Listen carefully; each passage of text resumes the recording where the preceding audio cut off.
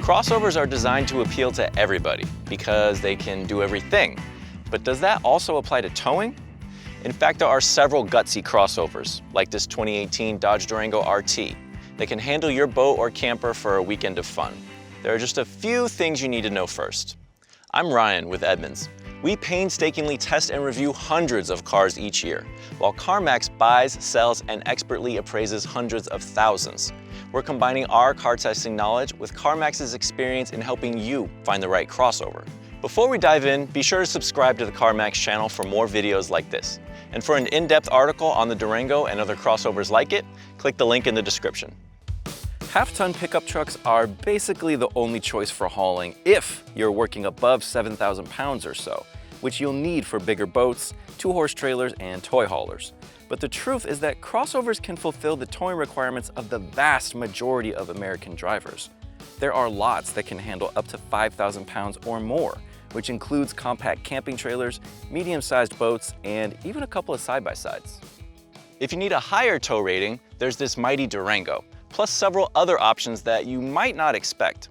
Let's get into some of the key features to look for in a crossover for your toys. This is the RT trim, and it can tow a very respectable 7,400 pounds when properly equipped. That's not enough? Well, there is the SRT, and that will pull up to 8,700, which is more than some half-ton pickups. The SRTs are harder to come by, and besides, this RT has plenty of hardware that you'll need in any serious towing crossover, namely a big honkin' V8. Paired with an 8-speed automatic transmission, this powerful 5.7-liter V8 Hemi has numbers very similar to the Ram 1500 pickup, so you know it's ready to go to work. In recent years, CarMax has sold 2011 to 2018 Durangos for an average of just under $27,000 before fees and taxes. So what should you look for in a vehicle that can tow?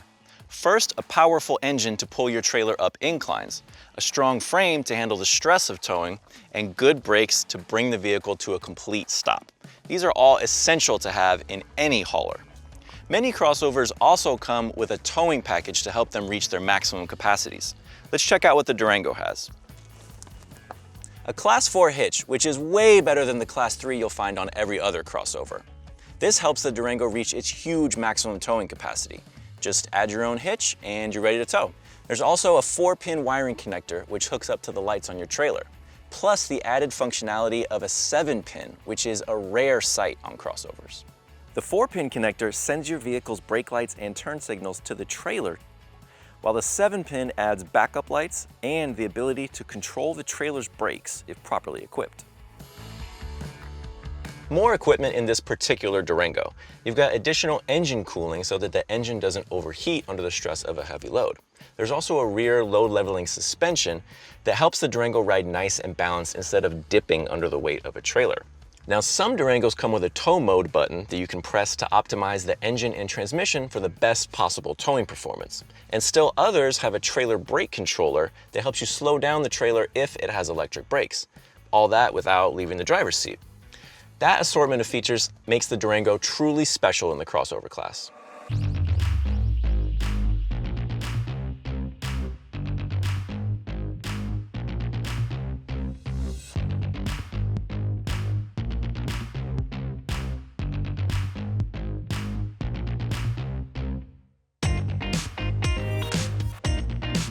Competing crossovers may not offer all of these features. For example, a V6 Kia Sorento offers a Class 3 hitch and 4-pin wiring. Not bad. But it's not a good idea to tow bigger trailers that require extra lighting and braking. For that, you need a 7-pin and ideally a stronger hitch. We like the Jeep Grand Cherokee and Ford Explorer because they offer both 4 and 7-pin wiring, plus engine cooling, so they're more prepared for heavy loads. If you want a surprising pick, the Nissan Pathfinder actually has a really good towing package as an option, and all Pathfinders 2017 and newer have a maximum towing capacity of 6,000 pounds, which is more than the Explorer, and roughly double what we've got behind the Durango now. We've got about roughly 3,000 pounds attached to the back of the Durango right now to see how it handles on the street. So let's examine a few key areas. First off, how does all that power feel? Pretty good. We can pull away with no problems, and when we really want to, it can accelerate in a hurry. Thank you, Hemi. The 8-speed automatic transmission is pretty perfectly geared to handle all of that power. And the shifts are nice and smooth, which is exactly what you want. We are not trying to win any drag races here. Handling is where you start to get into a little bit of a problem. The Durango is a big, heavy vehicle. There's just no getting around that. And it's more ponderous and bulky than most of its competitors. That said, the steering is predictable. You know how the car is going to react, and that helps a lot when you're towing. Speaking of towing, that trailer feels really good back there. Trailer sway control is standard, which is excellent. Trailer sway control works like traction control for towing. If the system detects your trailer beginning to wiggle, it automatically brakes select wheels to keep it straight. The best part is you don't even feel it working.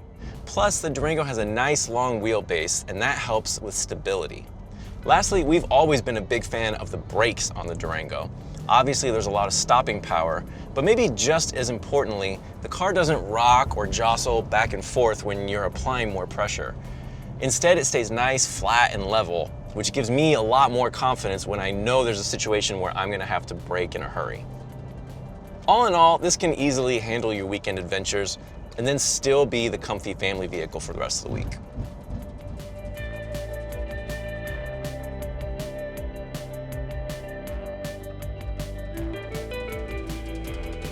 So what's the Durango like to live with? Well, it's no fuel sipper.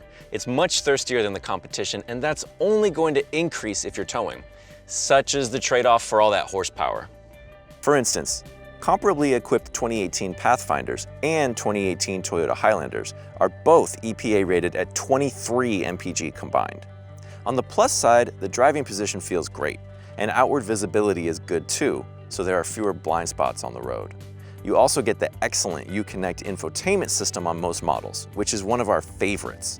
Seating in the second row is quite spacious, although some competitors offer more room for passengers. In the third row, however, the Durango is among the top in its class. It's still best suited for children, but generous nonetheless. Let's say you're not towing, but still need to haul gear or groceries. At first glance, the Durango's cargo space seems unimpressive, especially when you compare it to the Ford Explorer. But once you fold down the third row, it's one of the best in this segment. At the end of the day, the Durango provides loads of family fun, especially with that Hemi. It's got the guts to haul your toys, and it's still versatile during the week. It's a great example of extra equipment making hard work easier. The point is, you don't need to be a truck person to tow. The right crossover might be just the hauler you've been looking for. Thanks for watching, and don't forget to subscribe to the CarMax channel for more videos like this. For an in-depth article on the Durango and other crossovers, click the link in the description.